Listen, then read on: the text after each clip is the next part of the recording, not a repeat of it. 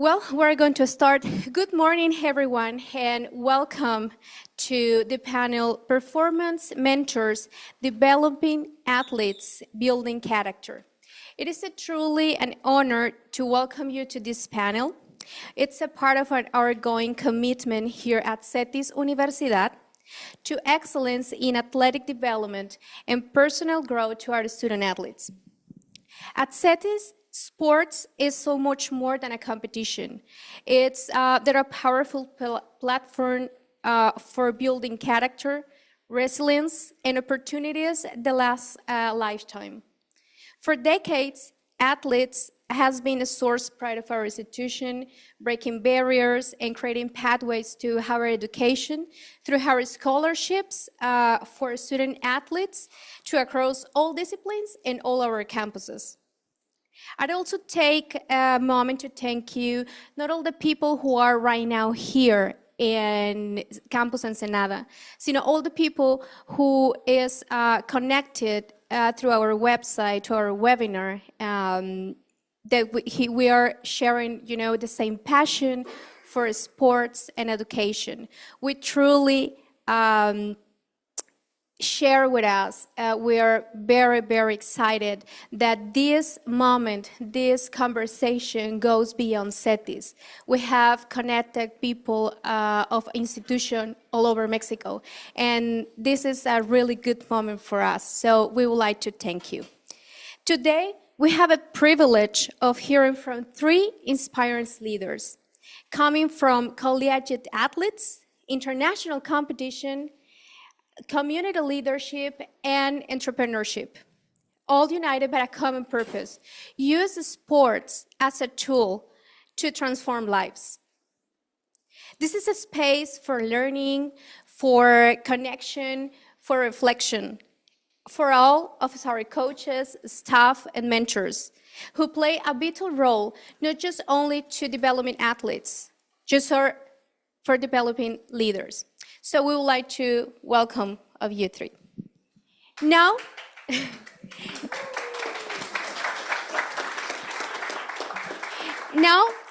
let me introduce the profiles of our panelists. Our first panelist is Emily Benjumbo. Emily is currently as assistant coach for a women's basketball team at Xavier University, a Division I program in Cincinnati, Ohio. She brings incredible energy and passion to the game. Before coaching, Emily played professionally in Argentina, Peru, Luxembourg, and the UK. And as a college athlete, she started at Loyola Marymount University.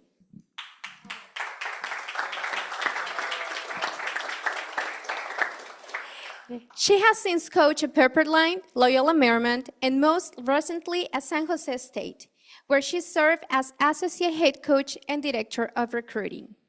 Emily is also a founder of Your Are Here, a life coaching agency dedicated to helping women discover their identity and reach their full potential, both and off the court. Welcome, Emily.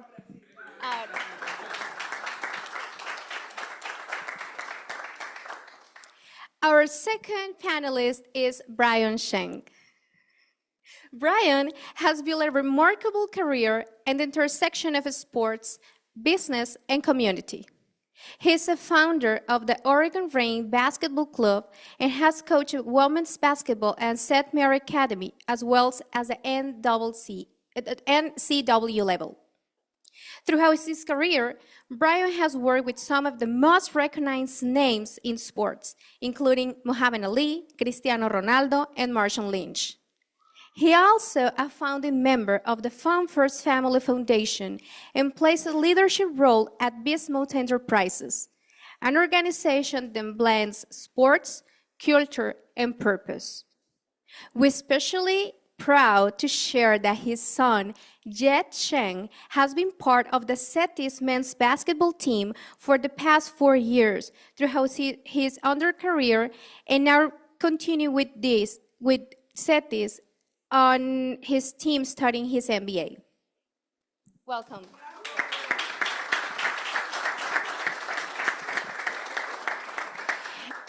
And our third panelist is Kevin Parker.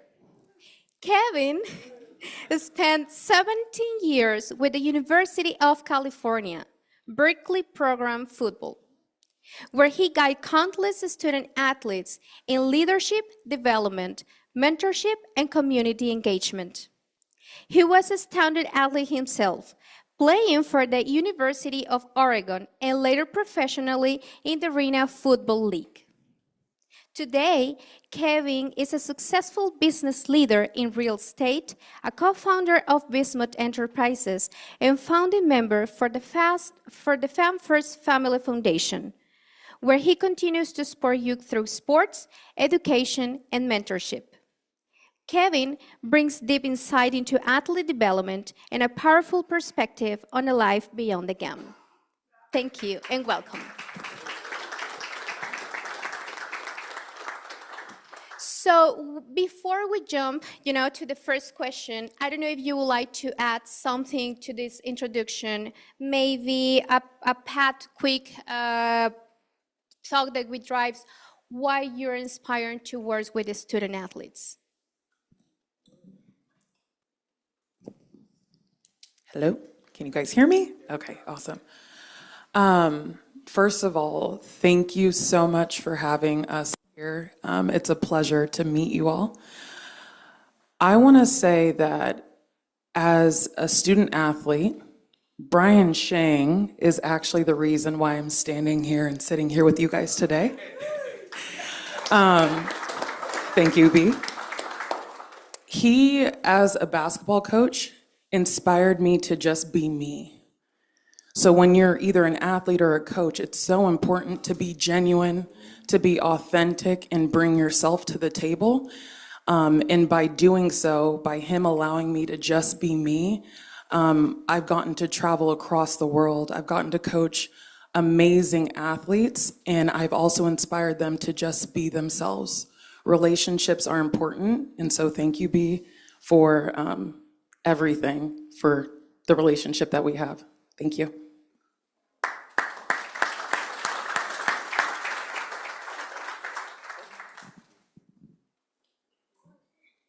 B's trying not to say anything, but he's going to talk too, since we have to talk. Thank you guys for having us. Buenos dias. That's all I have. So,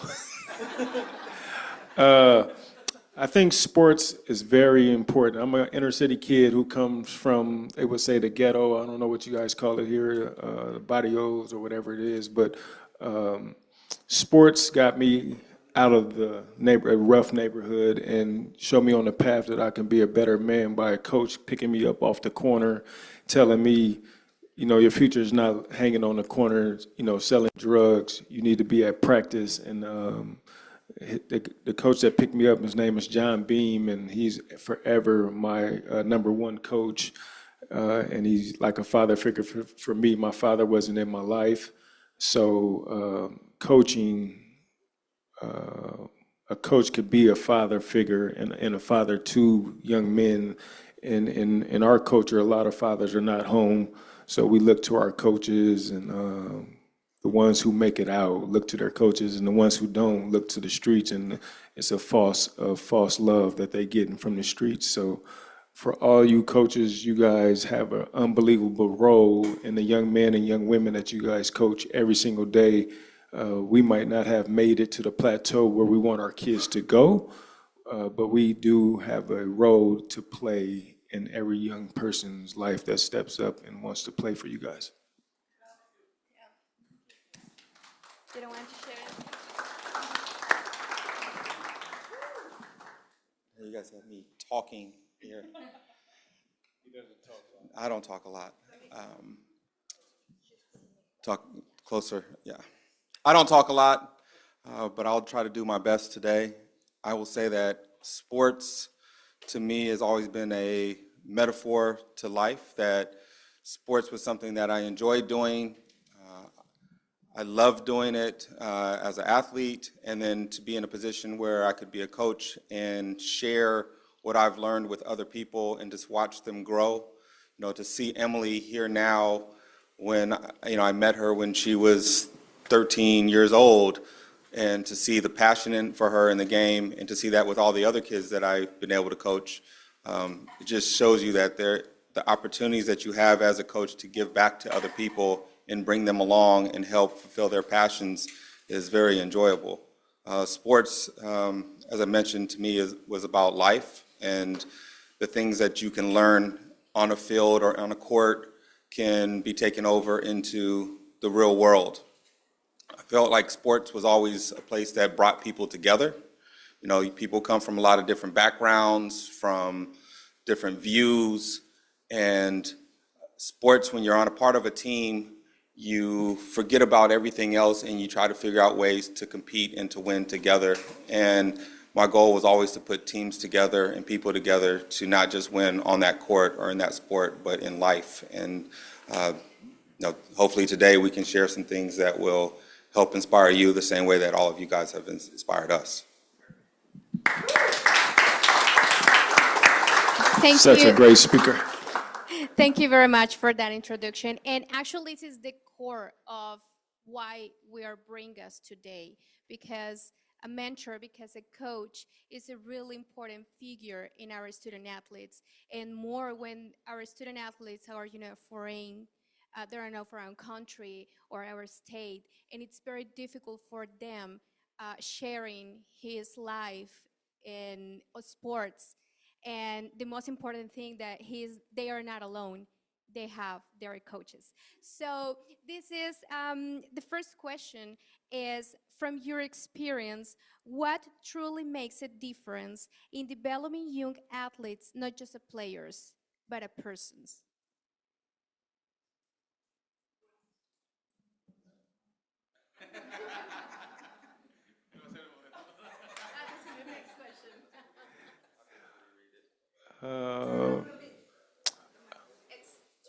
It's on. I would think it would be to learn what that young student athlete or what that athlete needs. Myself, looking back, to find out what my weaknesses and what my strengths were was very important, I think, for any coach to find out, and then to tap in more so just what's going to go on in the field. How is that person living once they leave practice? You need to really dial into more than what's on the court and then worry about the person off the court, because once you know about what's going on off the court, then it could affect what's going on the sports field, courts, basketball, or for myself on the football field.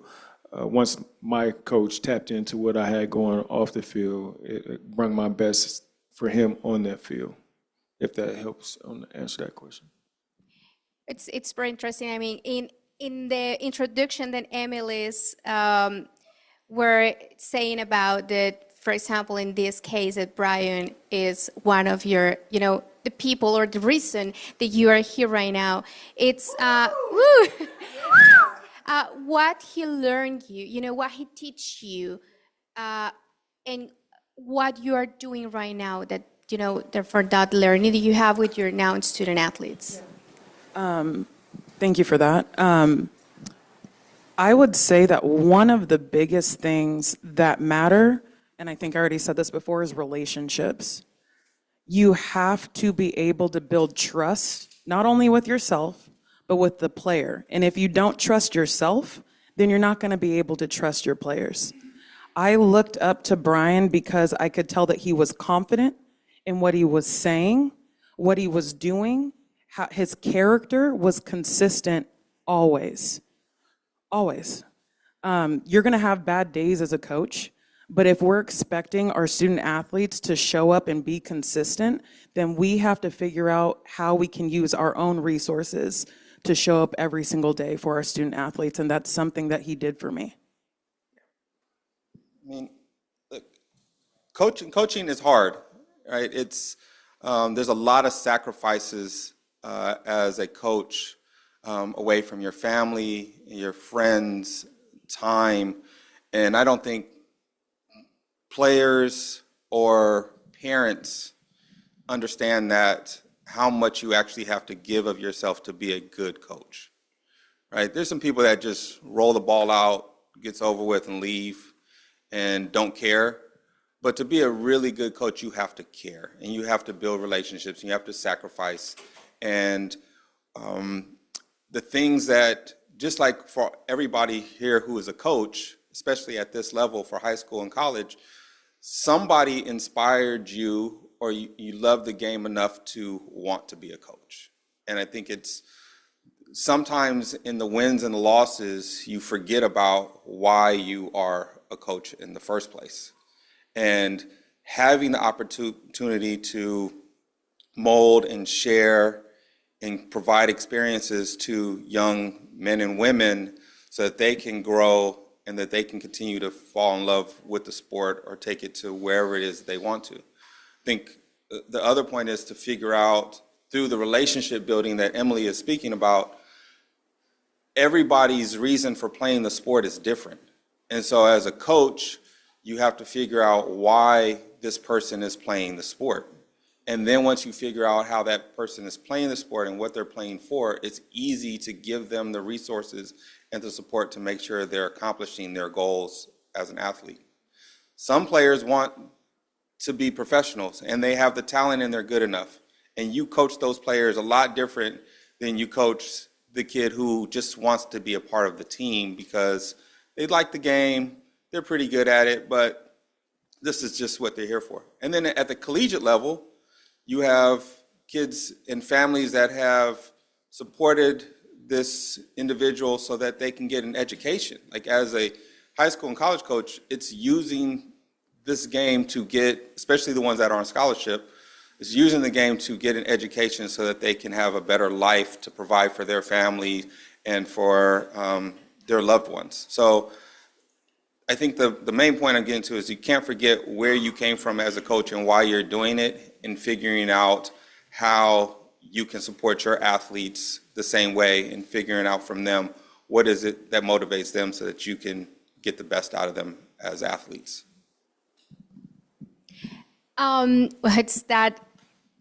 It's very interesting that you are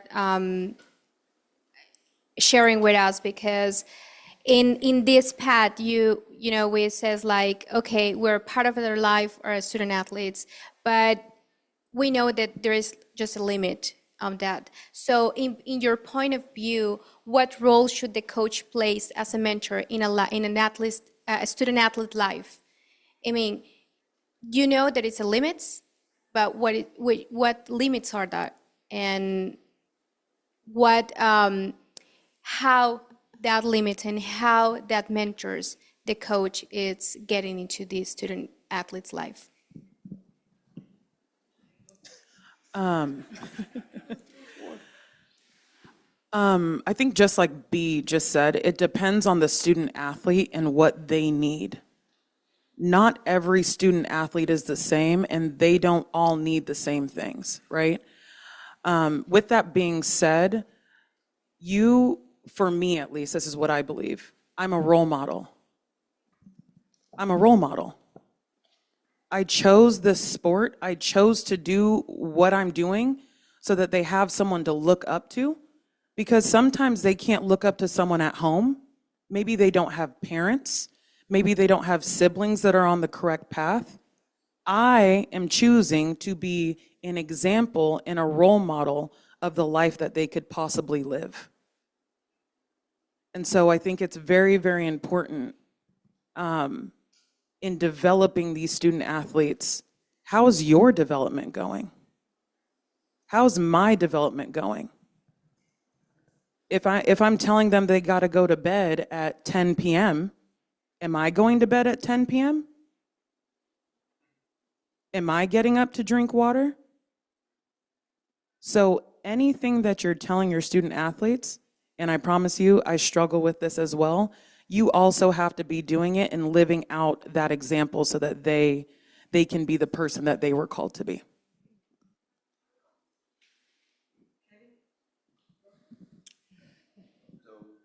Great answer, Em.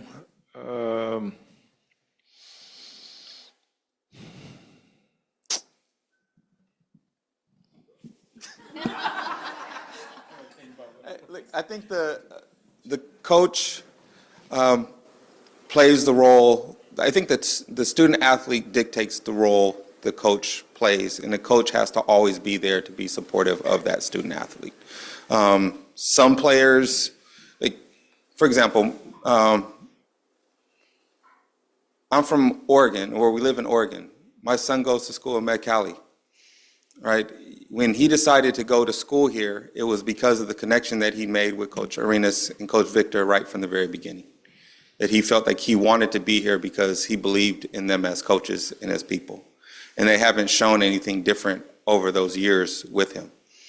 I'm not here, like, there's some families that the student lives in the same, there's a lot of students that live in Met-Cali and play on the team, and they go home every night and they see their parents and their friends and their family, and life continues to go. But for my son, he doesn't have all of his family here. So we visit him a lot, but he's going to spend more time with Coach Arenas and Coach Victor than he's going to spend with me, because he sees them every day.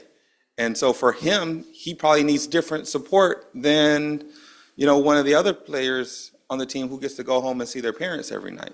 And he's had to do that. He's had tough times when things are going on at home that aren't very good, that he has to lean on the coaches and his teammates here to be supportive. So I'm just saying that it changes all the time. Kids are going through so much social media and telephones and having access to all these different things. And then the pressure of going to school. Like, SETIs is not an easy school to attend and get, positive grades. There's a high expectation of the students at SETIs. So you take, 4 to 5 hours a day towards a sport, somewhere they have to sleep, and then they also have to be students. It's a lot of work. So the role that you have to play as a coach will change with every person at different times. And that's just part of the job of being a coach, is that you change with that and you figure out ways to be there for them as they need it. To finish up on this question, I would just say, just be there. Just be available for the good times and the bad times. I stepped away now for a couple of years, but my phone numbers never change, and guys still reach out and call. And not to talk about the game because their days are over, but just to talk about life. And I always told them, if you guys are being good men, I will always be there for you. And that's for my 4 boys now, is I'll go broke for you as long as you're doing right. And as long as they're doing right, it's my responsibility as their father to continue to open up the doors for them in any avenues that I can. And for all my players that I've been able to be with, is being available, being that phone call. Hey, coach, I'm going through this. A girlfriend left me, or my mom and dad is having these issues, or can you loan me a couple of dollars to get back on my feet? Those are the things I think is going to go a long, long way. Even just with these two right here, for B to coach her when she was 13, and then go full circle. And we talked about some stories last night at dinner. The way he used his techniques to get college coaches to look at her was amazing, to knocking coaches over just for sitting in the stands. And I was like, that's a good technique. So I think for some of the high school coaches, you need to figure out that story from them. But I thought that was very unique. But coaches, just stay available. Just be a phone call away, and always be willing to pull up and give your best advice that you can, I see. It's a great reminder that how to mentor and a coach, it's, go beyond life or go beyond the field. It's more a best friend that you already have. Coaching never stops, right? It never turns off. It doesn't matter if they play for you or if they don't play for you. You are always going to be looked at as their coach. Just like you're somebody's father, it doesn't change that they turn 30 and now don't stop. You just keep going. And if you're their coach in high school or if in college, every time you meet with your player, they're going to address you like coach. It doesn't matter how old they are, it's going to happen. And I said earlier, like, coaching takes a big sacrifice to be a good coach. But coaching is a lot of fun. Like, we chose to be coaches because we get to wake up every day and participate in the sport that we loved playing as little kids, and to be paid a salary to continue to do this and to give back to other people is amazing. Not how many jobs, people go to work every day and take jobs that they hate doing. Mm-hmm. Yeah. You get to show up and throw a football every day, or catch a pitch, or rebound a basketball and pass it back to your kids. Like that, that's an amazing job to do. And so we have to appreciate it, and we give back through it, and find great results from it. Yeah. Amazing. Sure. Amazing. Good, great question. Great answer. B, I think you guys are definitely not doing it for the money. I don't know how much you guys are making right now. I know the AD's here, so everybody want a raise, put your hands up. There you go. One person is giving a raise, and everybody else is happy with their salary. Just continue to, don't do it for the money. You guys are all unselfish people because you guys are all coaches, so you took that out the way, because I think the selfless person don't become a coach. The unselfless become coaches. So everybody that's sitting here, thank you for being who you are. Continue to let it just continue to grow, find your niche, and know that it's more than wins and losses, because if you can save a person from taking their life, and because he's like, man, I played for coach and he encouraged me, is way more better than any win I think you guys will ever have in life. But you stay in coaching long enough, you're going to run past somebody who's going to be faced with that decision or trying to make that decision. And I've had that a couple of times, to talk kids off the ledge from not harming and taking their life is the biggest win than any championship that we ever won.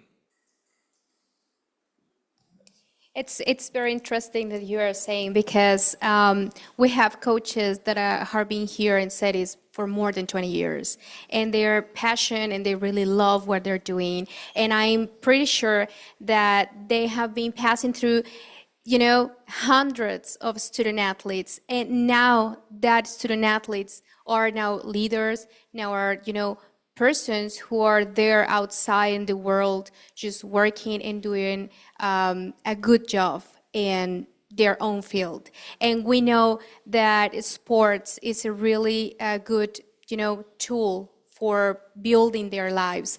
And we know as our student athletes, they are preparing for their lives, they are preparing for a good career, but they are using and they are doing what they are loving, doing sports. And they are playing, and we know that as a student athletes, they are, having the heart of playing. The coaches and the staff and all the people who works in sports, we are doing our best as well. So, in this path, it's very difficult, because coaching, as I told you, that we have coaching since 20, 25 years, and we know that generations are changing. And coaching in these new generations comes like a different new challenges, the social media, but the core of this clinic, it's the mental health. It's right now mental health is an issue, and the lack of motivation as well. So what advice would you give to our coaches navigating, to this new reality of that we are facing today with these new generations? This is one for you, because you coach. You're currently coaching kids of this generation. I would go crazy if I had to coach kids from this generation. So you can answer that question. Yeah.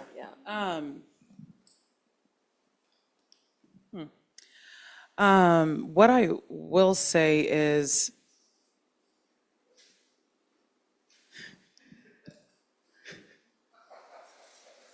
you might have to ask the question again.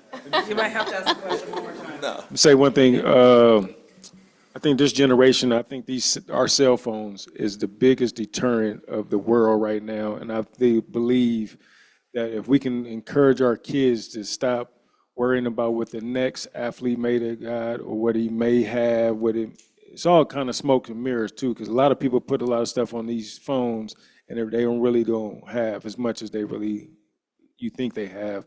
And everybody needs to just slow down just a little bit. And somebody told me this, and I'll keep saying this for the rest of my life here, is it's better to be late in this life and to be early in the next. If you could really just think about what I said, it's better to be late in this life and then be early in the next. It just means everybody needs to slow down just a little bit. Your path and your time will come when I believe in God. I'm a believer in God, that whenever He see fit for you to be, at the top level or a millionaire, whatever it may be, it's going to come when he allows that blessing to come for you. And just slow down. Just, let that inspire you if you see something that, that you think your next athlete has or whatever.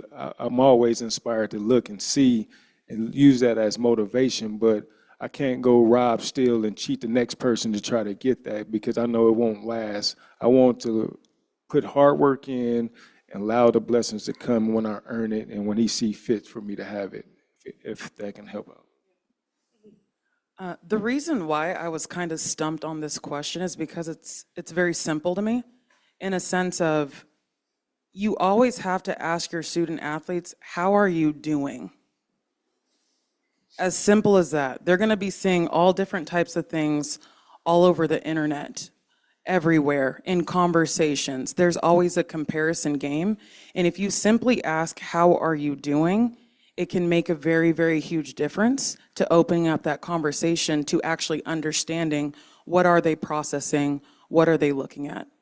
Another thing that is important is to know the resources that you have on your campus.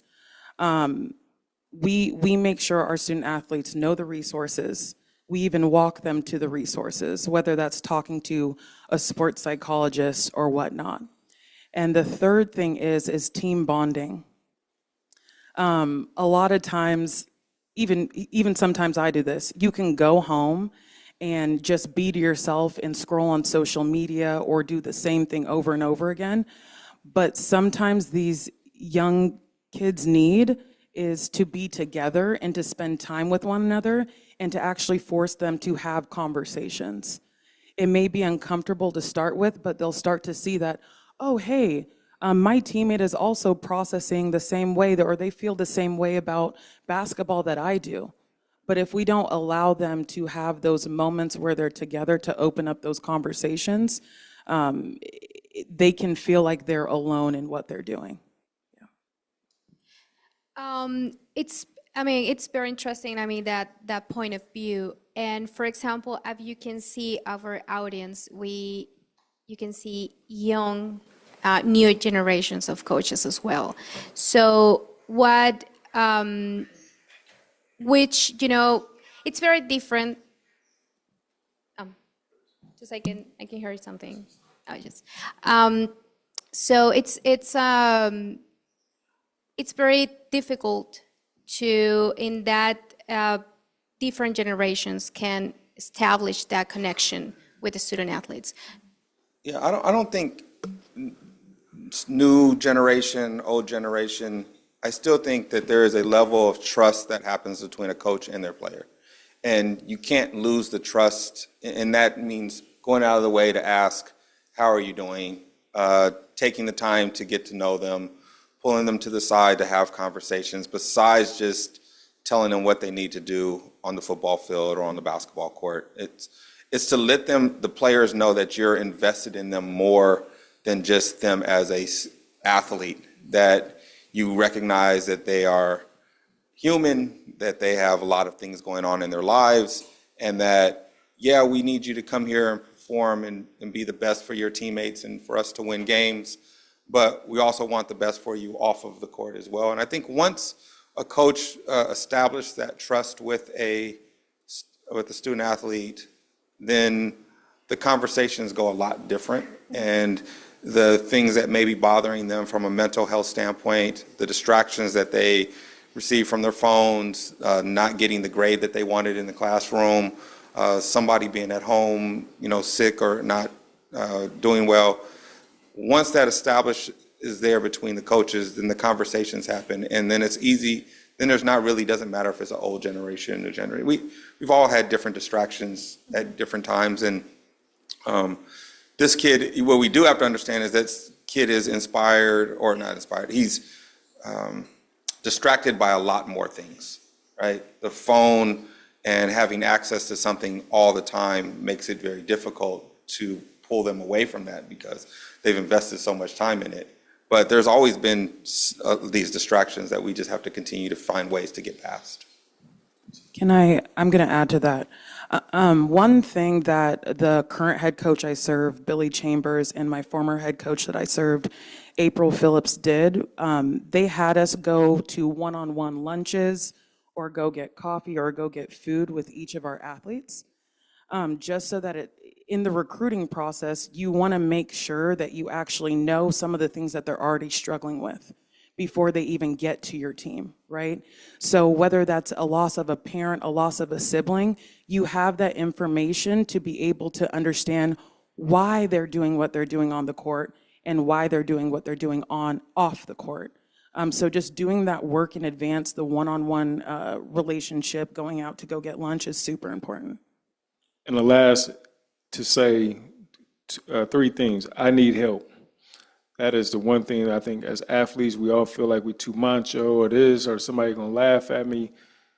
Ask for help is the biggest one I think can solve a whole lot of problems. And I think it should be talked about in football fields, courts, swim courts, any type of arena, any type of sport. It's okay to ask for help because we all need it. And we needed it as young kids or babies all the way until we're gonna be elders, hopefully one day. But just asking for help, and that can solve a lot of things, open it up.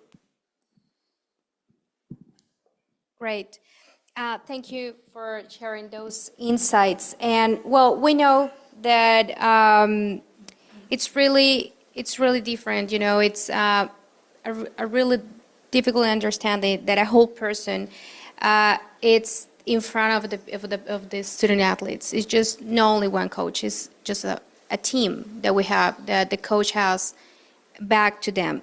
So when often think of a mentorship as something that comes from a single coach, but in reality, there is like an entire team behind that student athlete. You know, we have assistants, we have coaches, we have trainers, and we have a really good, entire commitment of a school. From your experience, how important that is that collective support in the athlete's growth? I've been a head coach and I've been an assistant coach, right? So I've seen it, in both roles are different. Like as assistant coach, you know, you're there obviously to support the coach and make sure those things are being executed that are being assigned to the students and the team. But it is an entire team, and it's not even just the team of your staff, right? You have, you're not a coach, no, right? No, I'm not a coach. But you play a very, very big role in my son's development at the school. And so, yes, Coach Victor and Coach Arenas play a huge part in that. But, you know, there's so many more people here that are on campus that work in the athletic department that are part of a person's development. And so you don't always have all the resources that you wish you had. You know, there's a lot of kids and there's only 2 coaches, and you try to do as much as you can as you have it, but you just make the best out of the time and you find ways to be supportive. And it is a team of individuals. The coaches have to learn how to rely on their assistant coaches to be supportive of them. And then as an assistant coach, you have to find ways to figure out where you can help the head coach be their best.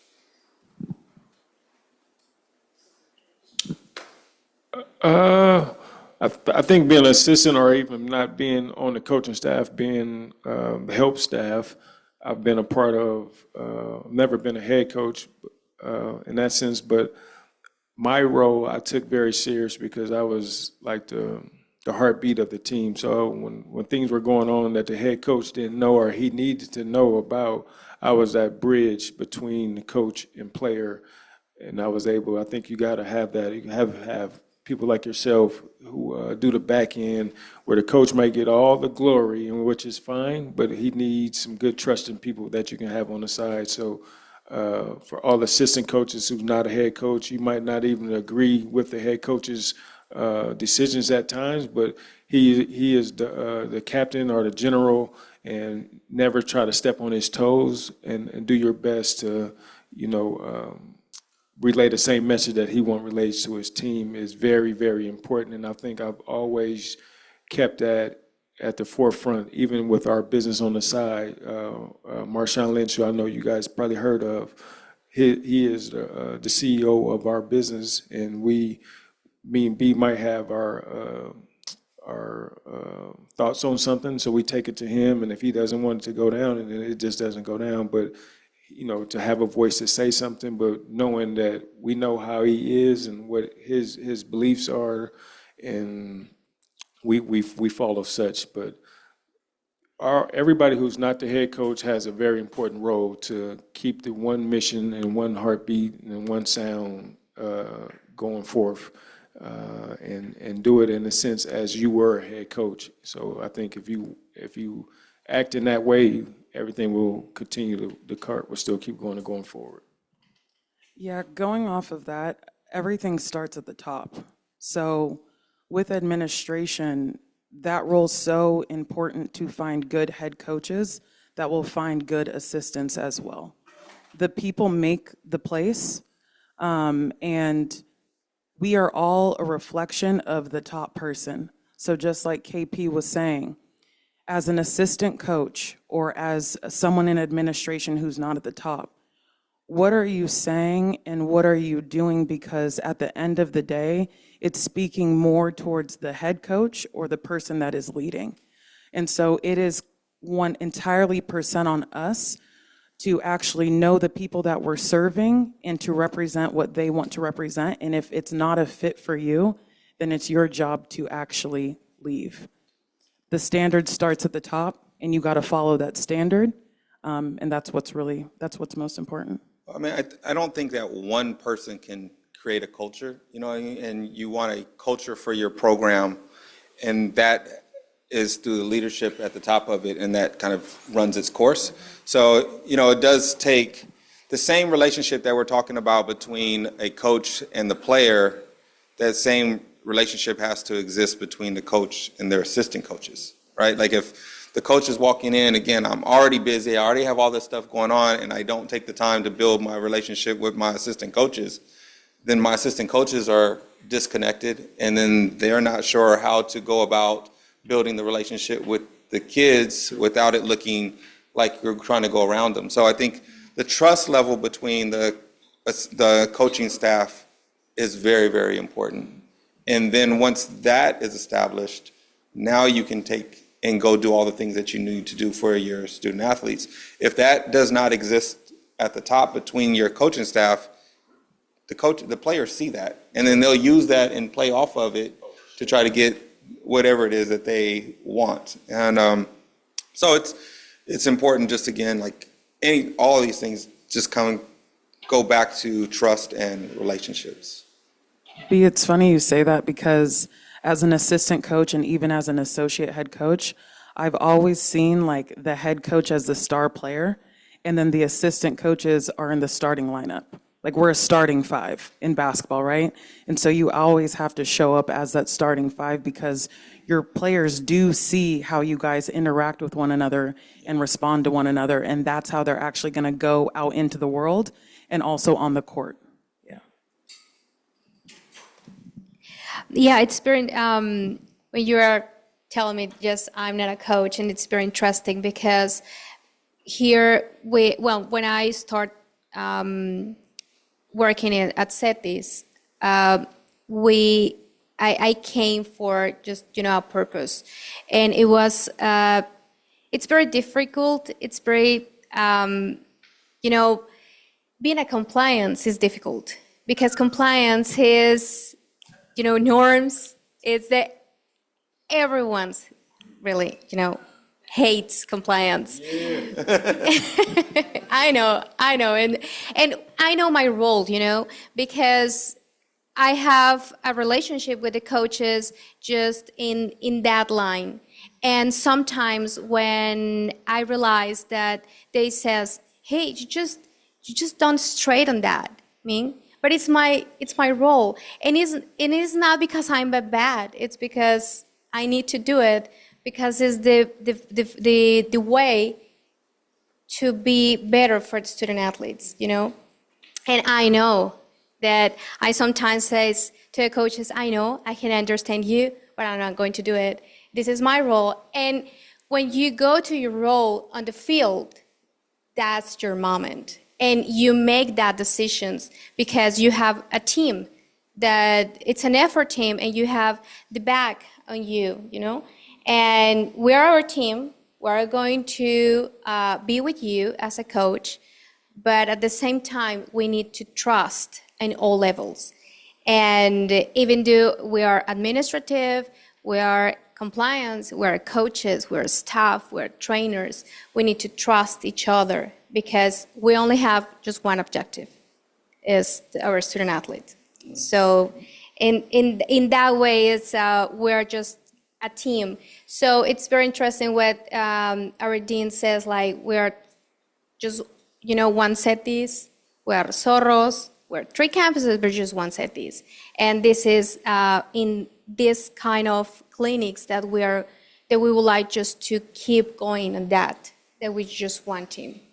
Even though you can meet right now coaches that say, oh, I'm just in campus Ensenada or at campus Tijuana. Just at the same time, and at the end, we're just on CETIS, and that's right. So sports clearly play a huge role, not only, of course, in your careers, but also in, you know, in your lives. As you, that maybe you're not right now just a coaches, but sports you have, you know, into your blood. So can you share a moment when you saw that impact of a sports, either in your own life or in the life or a young athlete that you work with, you know, that truly stayed with you? So a moment of a student athlete, or, I mean, I know that Emily refers Bryon, that it's that connection, but a really good moment when you were coaches. Good moment when I was a coach. The moments, I don't think yes, winning games is always good moments. Like, let's not lie, like we want to win games. But the biggest moments are actually when the game is over. Like when I get phone calls from the athletes that I coach to call me and tell me, oh, I'm getting married, I'm having a baby, I just got a new job. And like and they somehow that ties back to, they want to share that information with me. Like, I coached you 15 years ago. Why are you calling me right now? What's wrong? And it's because they realize that they're in those positions because something that you taught them when they were a kid. I had one young lady that I coached who had a baby and wouldn't let anybody else hold the baby until I came to the hospital because she wanted me to hold the baby first. You know, because she felt like I was that much of an impact in her life. I've had players call me because they're coaching a game in Las Vegas and I have to come watch her coach. And they're going to lose by 35 points, and then I still have to come to the game. You taught me all I know, didn't you? Yeah, not how to lose. We didn't lose very often. You know, in working with a lot of athletes, like you mentioned, we're still all involved in sports and made sports our career. I worked for Nike for 5 years. I worked for Adidas for over 10 years. And like you mentioned, yes, I've worked with Muhammad Ali and have spent time with him, spending time with him and his family on a regular basis. Cristiano Ronaldo, you know, from a soccer standpoint, Shaquille O'Neal, Magic Johnson, Kobe Bryant, LeBron James.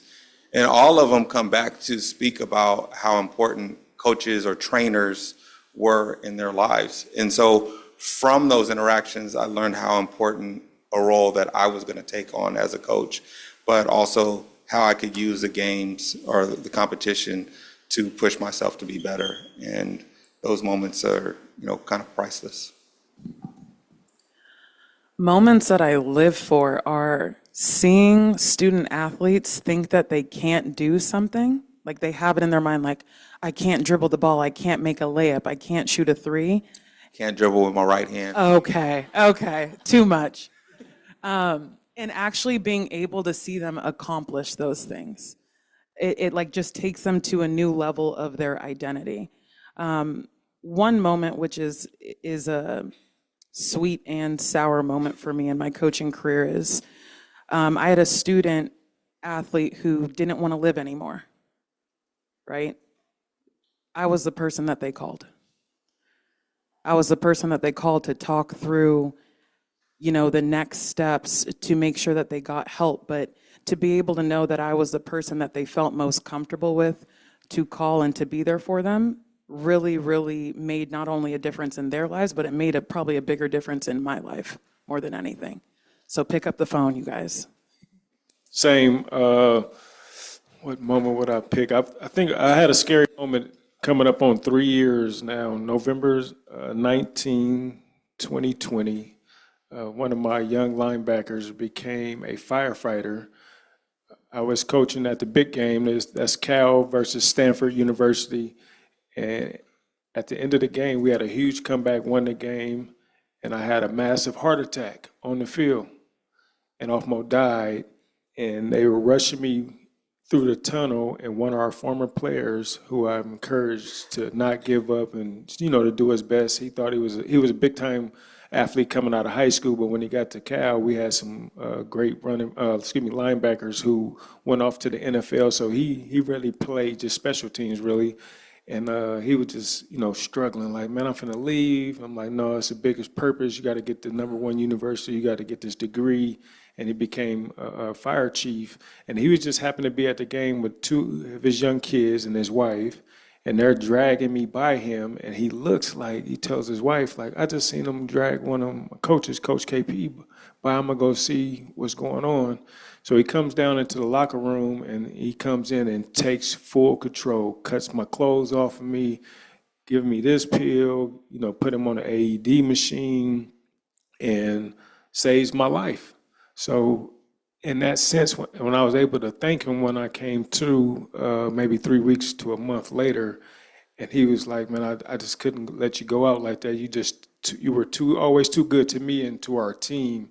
And so for me to treat everybody the same, if you was a star player or never seen the field, it didn't matter to me. You were a young man who I need to try to pour into, because you never know how you may need them one day. Luckily, I didn't treat him like a butthole, because he could have just came in there, and the time was not ticking in my favor, and everything worked out for me. So treat everybody the same how you want to be treated, and that's how I live my life. And luckily, I did that for him. So that was one of my great moments. My other one that's kind of heroic, I would say, is I won a Super Bowl. Didn't play in the Super Bowl. So if you think about, like, how do you win a Super Bowl and didn't play in the Super Bowl? Well, Marshawn is like a son to me and B, and he's somebody that I've known since he was 12 years old.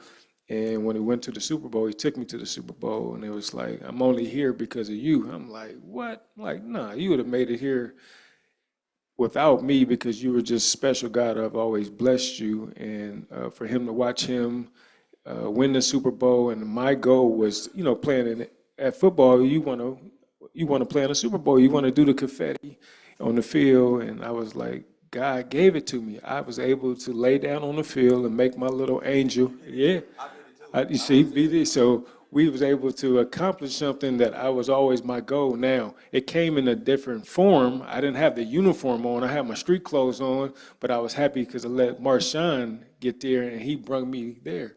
So I'm like, God, you bless me. I'm not getting the big check, but I'm out here making this, I'm making my angel. But Marshawn got all the glory, and God gets the glory because he answered my prayer, and it just came a different way. But then he also allowed me to lose the Super Bowl. Of course, they didn't give him the ball on the 1-yard line. They throw the interception. I punched the napkin holder when I'm running up the stairs and broke my knuckle, and it was just like I got both ends of it. Like, how now I got to switch into coach mode, because I got to encourage him not to go kill Pete Carroll. And he was actually like, he was all right. I mean, not all right with it, but he was just like, they should have gave it to me. They didn't. That's the play he called, and we moved on. And it was funny to see him deal with that, even though we were all like, man, he gonna kill this dude. And you know, we gave him enough encouragement words where he didn't do nothing too crazy. But yeah, those are my moments as coaches. I think Thank you. Thank you for sharing.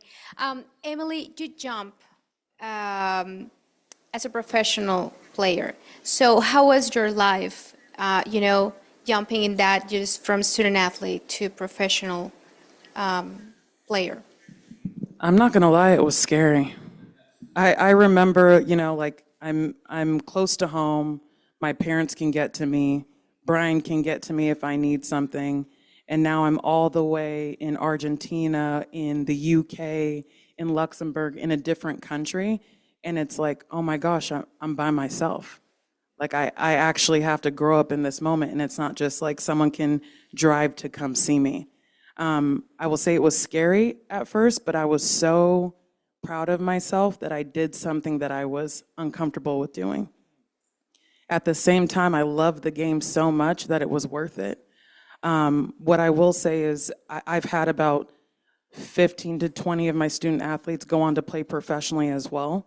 The excitement in the arena, the level of players that you're around, the different mindsets that you see. When you're playing professionally, you don't have someone telling you all the time, go to the gym, go work out, eat this, do that. No, you should have learned all of that when you were in college. You should have had a routine. You should have been waking up early. You should have been getting all the extra shots in.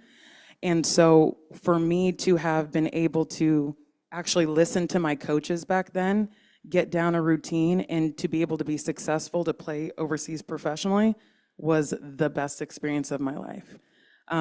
Life happened. I wish I could have still been playing, and I'm not, but I wouldn't take that time in my life back for anything. It was awesome. It's awesome. I mean, it's a really great experience, that your dream house comes true. You're doing professionally. And as the same question to you, Kevin, when you jump to the student athletes as a professional, how was your life? my life it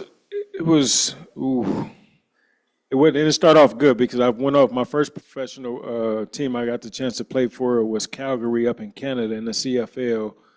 I thought I was going to go to the NFL, had a major injury in my senior year, tried to overcome that, didn't work out, so I got a chance to go up play up in Calgary and wasn't ready. I wasn't ready in this, honestly. So guys were getting cut the first day. I'm like, coach want to see you, bring your playbook. And I'm like, ooh, glad that wasn't me. Well, my day was coming like 3 weeks later. Like, hey, Parker, like, what's up, coach? Coach want to see you. I'm like, So I told the guys, like, hey, y'all, I think I'm out of here. I was like, what you mean? They said, bring my playbook. And they was like, well, they said, professional sports mean not for long. So they was just like, man, yeah, we're going to have to let you go. I'm like, all right, maybe we'll bring you back next year. So I remember walking down the street in Canada. Now, I don't know if everybody got up to Canada, but Canada is a very clean space. So I'm walking in the middle of the street, and I look to my left, and I'm by a Wendy's hamburgers. So I went into Wendy's. I don't know if you guys have Wendy's down here, but I went into this burger joint and ate like 5 hamburgers. Like, I am disgusted with myself. I got to go back home. I'm crying. And my brother picks me up from the airport. May he rest his soul. My twin brother. So I'm like, bro, I'm so sorry that I didn't make it. And he's like, what you mean you didn't make it? I'm crying. He was like, man, you better stop that damn crying. You did make it. Like, we came from the hood. You graduated. You played at Oregon. Like, you are a legend out here. Like, people look up to you. And I'm just like, man, I ain't gonna be able to buy my mom a house. That's always been our goal, to buy my mom a house. And, I didn't make it in that sense, but I've been taking care of my mom now for over 20 years. There go God again, just, let me make a way to be able to give her the dream that I have for her. And it came a lot different, but it can happen for you. It might come different roles, different avenues, but that was my role from my professional career. You know, you start off want to get to top level. It might come in at a little semi-pro or amateur. If you set it out there, it will happen, and it might not be the top, but I did get a chance to get a paycheck from somebody for all these years. I was like, somebody gonna pay me to play this sport.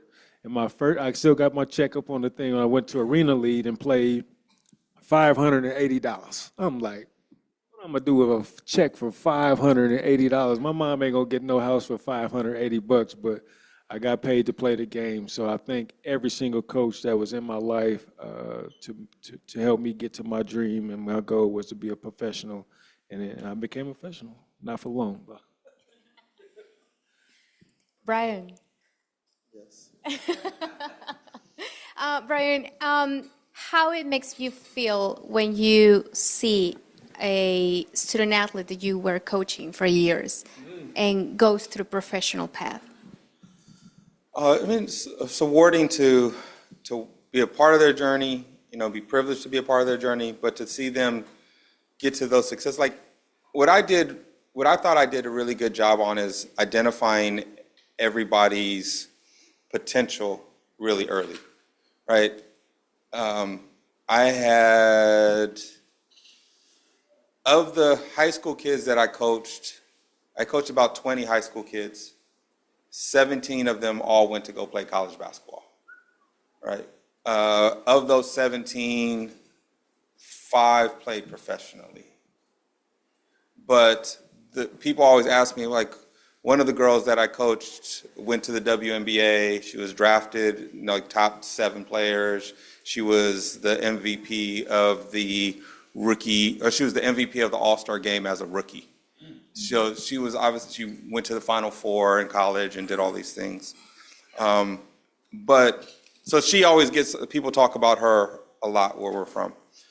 But they don't identify the kid who I knew was probably not going to be able to get to a pro level, but was really smart, who decided to be a manager, you know, on the team staff, and then ended up becoming an agent and is now working with other pro athletes today, right? So everybody can use a game for different paths. One of the players I didn't think that was actually going to be a Division I athlete ended up being one of the only ones that went that route. And, you know, I got to see her play, you know, in some big arenas as well. But it's rewarding when you get to see people accomplish the things that you know that they're capable of accomplishing. But the likelihood of seeing that happen is, you know, you probably see a lot more people not reach their potential than the ones that do, and that's the part that's tough. And so but it is very rewarding when you see them accomplish the things that they set out as goals and dreams for themselves. Yeah, of course. And next question for you, Emily, in the same vision of the identify the, you know, talent. So what do you see when you are recruiting? Oh my gosh, character. It's all the little things. You think it's like, oh, they're really good at shooting threes. They have like 30 points, or they're the best defender. No, it's like the little things. So how do they give high fives to their teammates when they come off the bench? When a coach is talking to them, are they like, whatever, coach? Or you can see their body language isn't like in tune with what the coach is saying. As soon as a kid has bad body language to their coach, they're off the list for me. If they have bad body language with their teammates, cussing a lot, just poor attitude, and I think it varies depending on the sport that you're in, right? Poor body language, they're off the list, because then that means that you're going to bring that culture and that mindset to the team, the players that I already have on my team. And so it's the character, it's the little things. Are they diving on the floor for loose balls? Are they cheering and actually like giving a lot of encouragement to their teammates? All that type of stuff is important. The talent is important too. Don't get me wrong. The talent is important, but those are really important things. Kevin, would you like to share something about recruiting? I think recruiting, I think it falls on more so if you guys, anybody has young athletes that's being recruited, is don't worry about what the next person is, you know, he has 5 offers already and he's a sophomore and this and that. And let them, take your time. You really can't sign any paperwork until you're a senior anyway, unless they change some new rule. But just take your time and slow down. Everything will work out. Don't be jealous of the next person. Just keep working at your craft. For recruiting, I think watch your social media. Tell the kids, the high school ones that's going off to college, make sure they have people now on staff that gets paid just to scrub your social media. So make sure you're really conscious of what you're putting out in the world because people are always looking. Bryon, what do, what do you see in Emily's when you recruit her? I didn't really recruit her. She begged to be on my team. Come on, it just... I didn't recruit you. You know what it was? She was playing soccer. She didn't even play basketball. And I just saw like her size and her skills and how hard she worked. She had a very strong work ethic. She was, and if you told her to do anything, she would just do it. She never questioned me as a coach to say like, why do you want me? It was just, that's what you want me to do? Fine, I'll do it. And so in her, it was that you looked at her size and her athletic ability and you could just tell, but she worked so hard that it backed up. And that was just her as a soccer player. I didn't even know she couldn't even play basketball when I first met her. She was on the JV team. She didn't even, she was on the B team. You were on the B team. You weren't even on the top team. Yeah. Oh, what a surprise. She had a really good coach. That's how where she is right now. You're a really good I saw coach. the potential. Okay. Yeah. So, but how do you saw the potential? I mean, she was playing soccer. She was playing soccer. She was very long and athletic and very strong. Yeah, she was very strong. I didn't want to play basketball. Yeah, she hated it. I really did not like basketball. I'm being very honest with you guys. I didn't like the sport. The tougher part was convincing her dad to let her play basketball. Yes. Really? Yeah, her dad did not want her. None of your other siblings played any sports. Nope. They were not allowed to play sports in her family. Yeah. They just culturally, they felt like you go to school, you're here to get an education, Doctor. and you're going to be a doctor, you're going to be a lawyer, you're going to do something besides be a basketball coach. Yeah. And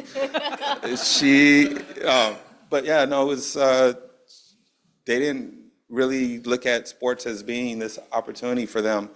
And her dad, rest his soul, he was like, hey, look, we have doctors and lawyers in our family. Doctors and lawyers don't have time to play sports. And I was like, but she's really talented. And if you give her an opportunity to play, you don't have to pay for her to be a doctor or a lawyer. She'll go to college on a scholarship and you'll get to save all that money and go. And that's kind of what ended up happening.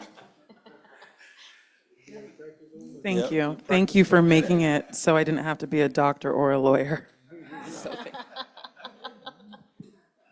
No, but that was, we just had a lot of fun, and watching her play and watching her passion in the game. Like you can't teach that type of passion. Either you have it or you don't have it. And if I have to beg a player to be passionate about something that they tell me that they love doing, then it's probably not going to go too far. And if you can't come out and play your sport at a high level and want to be there, and you tell me that you do this because you really love it, then I know that you're not doing the things you need to do in the classroom or doing things at places that you don't want to do those things. Like, if you love basketball and can't do this every day, but you hate going to school, but I think you're going to go to school every day, it's not going to work too long. One thing I want to add is when Bryon was talking about parents, when I do recruiting, I also look at parents. I look at how they're acting in the stands. Are they yelling a lot? Are they throwing things? Are they yelling? Are they trying to coach their kid on the sideline when I'm the coach? That's a no, because then that means that's what you're going to bring to every single game that we have. And so I think the recruiting of parents and understanding what role they play in their children's lives is also very, very important. Yeah, parents is, ooh.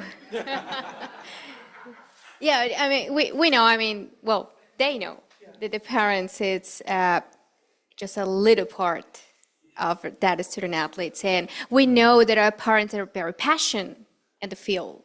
They're the passion behind that. I'm very quiet at all of the Yeah, games. very quiet.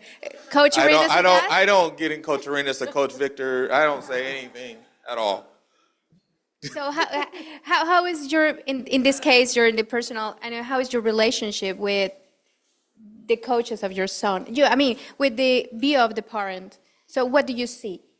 Oh, I mean, I think we have there's boundaries, right? Like, as a coach myself and an involved parent, of course I'm going to give my son advice where he needs it, or I'm going to point out things that I think he could be doing better. But I do my best to not interfere with what Coach Victor and Coach Arenas have shared with him either, or he'll communicate to me what Coach Arenas is telling him, and I try to explain it to him in a way that maybe he'll understand differently or see it in a bigger viewpoint of, Coach Arenas wants me to do this, this, and this.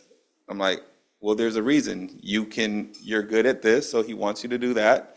But, don't be afraid to have a communication back with Coach Arenas if there's other things that you want to do. So it's just kind of give and take. But you have to kind of know your role as a parent. And if the university is invested in my student to give them a scholarship, to help support them at school, to give them a place to play, at some point I have to back off and just say, look, you're there now. I did my job by getting you here. It's your job to go any further that you want to go from here. I think I have that too. With my son going full circle now, my son is at the University of California, Berkeley, on the football team and has a scholarship and earned it because he started off a walk-on, so it was coming out of my pocket. But he showed some promise, so they put him on scholarship. And the same thing, I played the position that he plays. So, Dad, what were you seeing? What I see, my old eyes, I'm not seeing out there for you. 'Cause I can't tell you. I've never been the one when Marshawn was out there. KP, what you see out there? Man, you're the one with the ball in your hand. You got to see the vision. You got to see where you need to run the daylight. That's all I always tell them. But you talked about body language. My son has the worst body language because he was spoiled. So I was like, damn, I have to fault myself, me and my wife for that, because you time he just be like, I'm like, hey man, I'm not on the staff now, so I can't save you. So you need to sit up, smile, even though he loves being there, but it doesn't show at times. So I would get calls like, hey man, little Jay walking around here like he got, some sour taste on his mouth or something. So can you tell him to? So I said, man, you got to pick it up. Like you will not see the field for little things. Now you can be the most talented person. You can be like him. Like that's one of the pet peeves. If that coach is his pet peeve, and then he ain't gonna put you out there, and then you hurting yourself. So make sure you change and do the right thing, because every coach is different. Some players, Marshawn could have had a bad day. His body language, but you know what? When the game started, I don't care what Marshawn body language was. He was going to be on the field, because that's just that player. So everybody gets treated a little different, and you can't be mad about somebody else's treatment. But help yourself out by doing the little things that you think the coaches want you to do, and work on yourself. It's a daily struggle.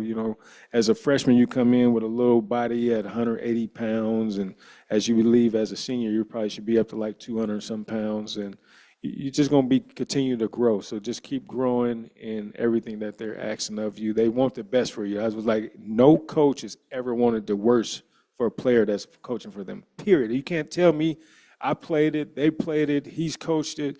No coach wants the worst for any player that they allowed on their team. So don't call my phone telling me that they hating on you. I hang up the phone on him. So. What advice do you give to our coaches that are right now here with us in Camp Cincinnati, that participate that are online?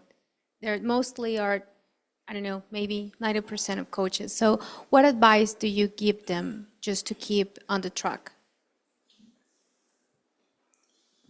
I mean, I think the same things you expect for your players. You want your players to grow. You want their players to get better.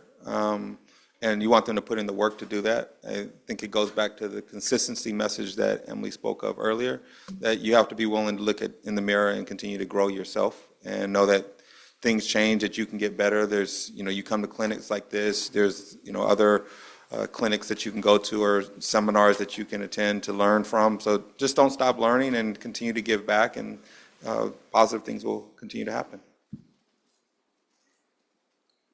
Ditto that, same. It's always, yesterday was yesterday, today is today, and what tomorrow can be if I change my attitude, if I need to. Don't be so high or think you so good as a coach where you can't come down off the horse and really see what the people that's really working for you want and need. So I just hope that no coach in here thinks he's Vince Lombardi, because Vince Lombardi took some losses too. So you can take some losses, but just remember, you're shaping young men and young women because they're not getting paid. It's all a development. So keep developing them as you develop yourself. Be yourself in the safest way possible, right? Like you got to be mindful of who you're around, but be yourself, because that allows your student athletes to also be themselves. Be organized. Student athletes notice when you're not like on point or where you don't have your practice plan together. You got to be organized so that they know what it looks like to be disciplined and consistent. Third thing is be ready to adjust. Just like any game, there are going to be highs and lows. You can't have a fixed mindset about anything. You have to be ready to adjust. And the last thing I would say is I want to take the stigma around mental health away. Like, we all go through things in life. We all have issues. We all have struggles that we have at home. And if we can just learn that our student athletes are also going through the same things, then it will help them to also be okay with expressing themselves.